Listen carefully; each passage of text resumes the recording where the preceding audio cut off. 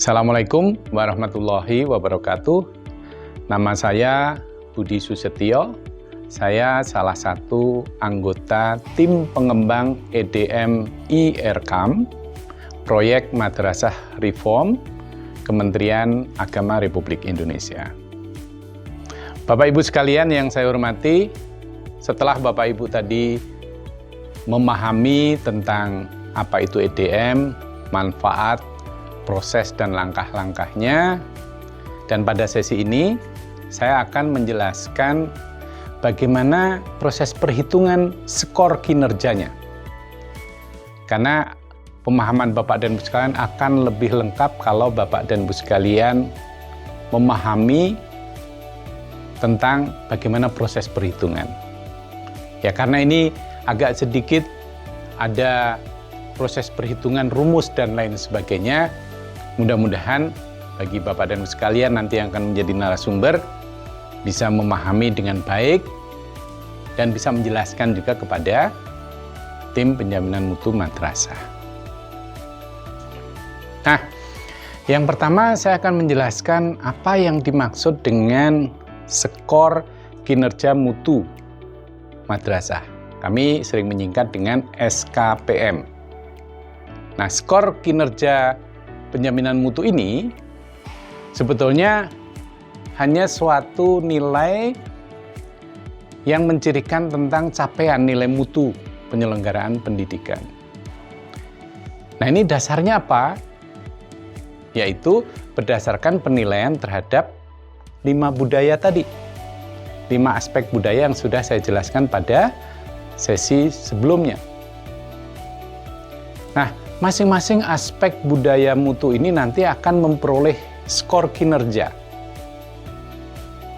Nah, atas dasar dari skor kinerja dari 5 aspek budaya mutu ini nanti akan ada level capaian indikator untuk secara keseluruhannya.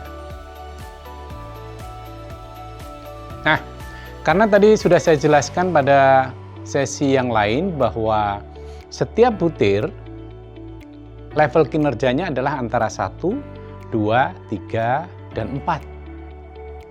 Nah, kalau 26 butir itu sudah diisikan, andai kata semuanya diberi nilai 1 yang terendah, maka skor kinerja mutu nanti akan nilainya 25.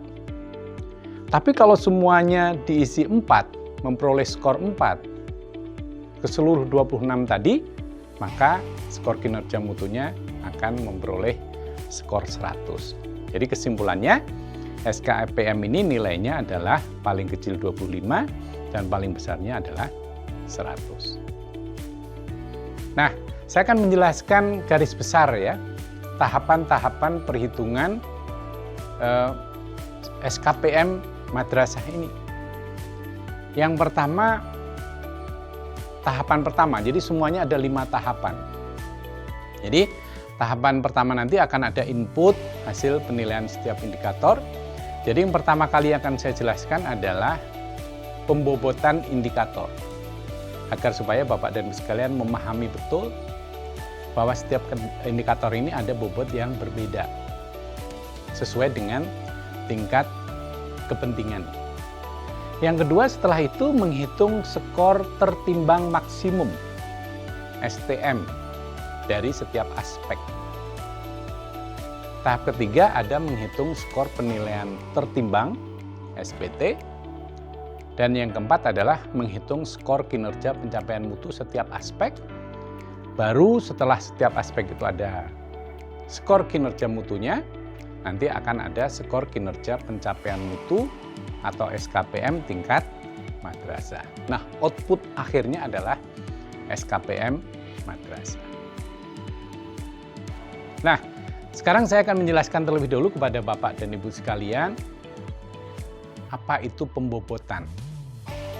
Jadi, indikator suatu aspek budaya mutu diberikan skor antara 1, 2, 3, atau 4. Jadi skala ini disebut dengan skala ordinal.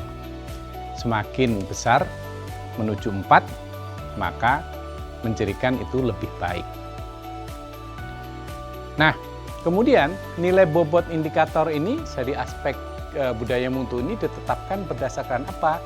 Itu dulu kami tetapkan berdasarkan hasil kajian para pakar. Oh, kenapa ini diberikan bobot 4, kenapa ini 3? Itu harus hasil dari professional adjustment dari para pakar. Nah, gambarannya Bapak dan Ibu sekalian, kalau dilihat di dalam tabel ini ya, saya beri gambaran ringkas saja. Misalnya untuk aspek yang pertama yaitu aspek budaya kedisiplinan bagi warga madrasah. Di sana ada 7 indikator. Nah, setiap indikator ini ada hubungannya dengan standar nasional pendidikan. Saya berikan contoh saja ya. Indikator pertama yaitu yang berbunyi siswa menunjukkan perilaku religius dan aktivitas sehari-hari di madrasah. Nah, kita berikan bobot 4 karena ini kami nilai ini sangat penting. Ada indikator lain yang kita berikan bobot 3. Misalnya saja, siswa aktif membaca atau meminjam buku yang tersedia di perpustakaan. Nah, kita beri bobotnya lebih rendah yaitu 3. Nah, dari 7 ini, 7 indikator yang ada di dalam aspek budaya kedisiplinan warga madrasah ini, jumlah bobot totalnya 24. Karena ada yang 4, ada yang 3. Nah, aspek yang kedua yaitu budaya pengembangan diri guru dan tenaga kependidikan. Nah, ini ada 4 indikator. Sebagai contoh, ada indikator yang kita berikan bobot 4. Misalnya, guru aktif mengikuti MGMP atau KKG atau kegiatan sejenis, karena ini penting untuk pengembangan diri guru. Kita berikan bobot 4. Tapi ada juga butir yang kita beri bobot 3. Misalnya, tenaga kependidikan di madrasah ini aktif mengikuti kegiatan sejenis pelatihan dalam rangka meningkatkan kompetensinya.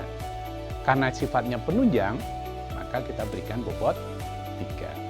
Nah, aspek budaya ini, yaitu budaya kedua, pengembangan diri guru, ini jumlah bobotnya ada 14. Yang ketiga adalah budaya penyiapan, pelaksanaan, dan penilaian proses pembelajaran. Ini ada 7 indikator.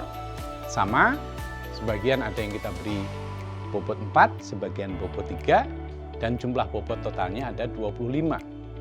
Karena ini ada 7 indikator. Yang keempat adalah aspek madrasah menyediakan sarana pembelajaran bagi guru dan siswa. Ini juga demikian, ada 5 butir. Sebagian, ini keseluruhan butir untuk budaya ini bobotnya adalah 3. Jadi karena ada 5 butir, maka total bobotnya untuk aspek ini sama dengan 15. Nah, yang terakhir, Bapak Ibu, yaitu budaya pengelolaan anggaran yang transparan. Berorientasi pada peningkatan mutu. Ini ada 3 indikator, 1 indikator bobotnya 4, dan 2 indikator lainnya bobotnya 3, sehingga total bobot dari aspek ini sama dengan 10. Jadi Bapak dan Ibu sekalian, itu adalah bobot dari setiap aspek. Karena jumlah indikatornya berbeda-beda, maka bobot aspeknya juga berbeda-beda. Nah, selain ada total bobot setiap aspek budaya ini berbeda-beda, ya, dan setiap indikator juga berbeda-beda, maka ringkasannya adalah seperti ini yang ada di dalam tabel ini, Bapak dan Ibu sekalian. Untuk budaya kedisiplinan 24, budaya melakukan pengembangan diri guru ada 14, budaya guru melakukan penyiapan dan pelaksanaan dan penilaian atas proses pembelajaran 25, kemudian penyediaan sarana prasarana ada 15, dan budaya untuk melakukan pengelolaan anggaran secara transparan ada 10.